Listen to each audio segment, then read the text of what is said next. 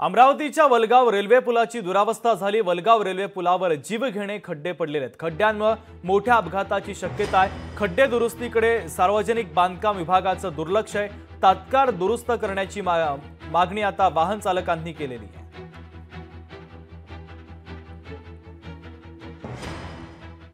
सांगापूर फाट्यापासून तर वलगावपर्यंत रस्त्याची इतकी दुर्मिळ व्यवस्था झालेली आहे की प्रशासन यावर काही मार्ग नाही काढत आहे। येणार जाणार रातच्या टाइमला पाणी येते, कोणी अनोळखी माणूस रात्रीच्या खड्ड्यामध्ये पडतो, कोणाचा मोबाईल पडतो, कोणाचं काही होते। गेल्या सांगापूर फाट्यापासून रस्ता आहे की नाही आहे, सर्वात जास्त खड्ड्यातून दुर्मिळ रस्ता झालेला आहे। भरपूर या उडान पुलावर खड्डे आहे, त्याच्यामुळे जीवित हानी सुद्धा होऊ शकते। प्रशासन ही जीवित हानी झाल्यानंतरच जागे होते, यासाठी काहीतरी केलं पाहिजे।